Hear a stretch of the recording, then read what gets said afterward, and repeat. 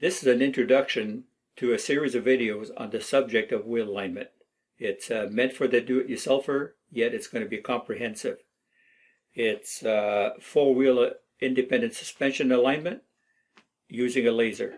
The series will be divided into its natural components: caster, camber, and toe adjustment. Professional or do-it-yourselfer, the first thing you're going to need are the specifications for the vehicle you're working on. The test vehicle is going to be my 2011 Ford Fusion. Note that these specifications are given in degrees only. We'll have to convert that into fractional measurements that correspond to the 18 3/4 inch rim diameter where we'll be taking our readings. For example, the front camber is spelled out as 0 degrees plus or minus 0.75 degrees. So we need to convert that into fractions of an inch. That requires some trigonometry. We can use a scientific calculator. We take the tangent of 0.75 degrees and we multiply that by that rim diameter that I told you, 18.75 inch.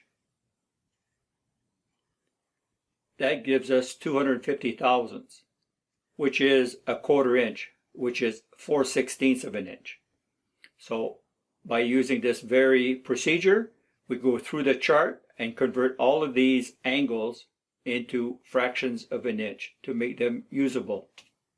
There's another piece of information that we're going to need that's not usually found in these specs, and that is whether the vehicle tracks the same width front and rear. For this, Google is your friend. I found this site here that is particularly useful, carguide.com. It shows that the 2011 Ford Fusion we'll be working on tracks 1 inch wider at the front than it does at the rear. 62 front, 61 rear.